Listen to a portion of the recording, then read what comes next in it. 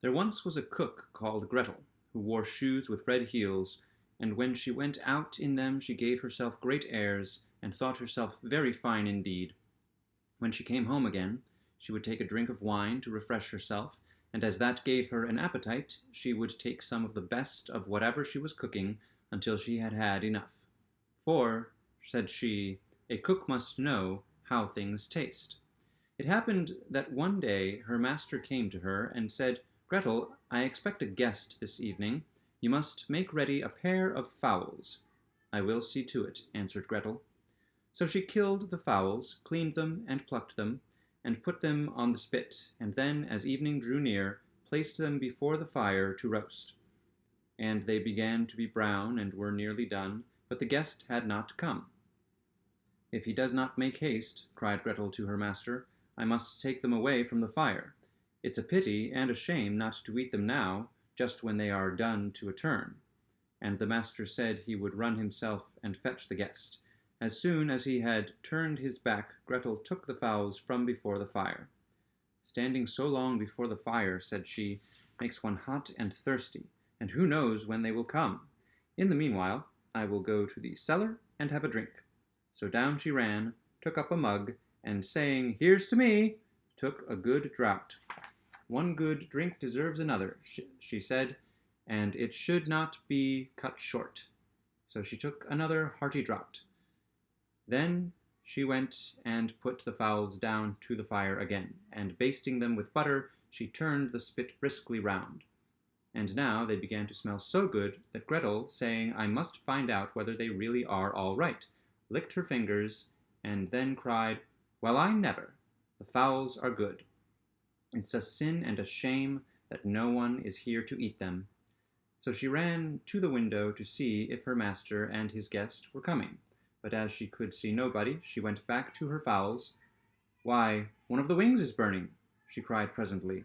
I had better eat it and get it out of the way. So she cut it off and ate it up, and it tasted good, and then she thought, I had better cut off the other two, in case the master should miss anything. And when both wings had been disposed of, she went and looked for the master, but still he did not come.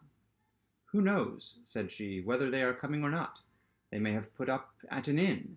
And after a pause, she said again, Come, I may as well make myself happy, and first I will make sure of a good drink, and then of a good meal.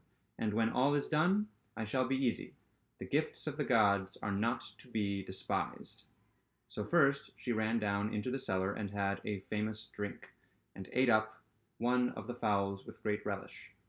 And when that was done, and still the master did not come, Gretel eyed the other fowl, saying, What one is, the other must be. The two belong to each other. It is only fair that they should be both treated alike. Perhaps when I have had another drink, I shall be able to manage it. So she took another hearty drink, and then the second fowl went the way of the first. Just as she was in the middle of it, the master came back. Make haste, Gretel, cried he. The guest is coming directly. Very well, master, she answered. It will soon be ready. The master went to see that the table was properly laid, and taking the great carving knife with which he meant to carve the fowls, he sharpened it upon the step. Presently came the guest, knocking very genteelly and softly at the front door.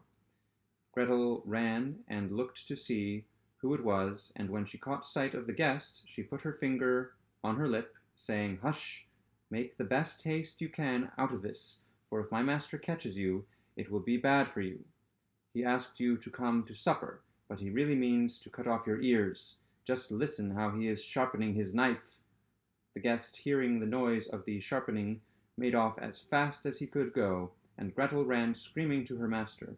A pretty guest you have asked to the house, cried she. How so, Gretel? What do you mean? Asked he. What indeed, said she. Why, he has gone and run away with my pair of fowls that I had just dished up. That's pretty sort of conduct, said the master, feeling very sorry about the fowls. He may at least have left me one, that I might have had something to eat. And he called out to him to stop, but the guest made as if he did not hear him. Then he ran after him, the knife still in his hand, crying out, Only one! Only one!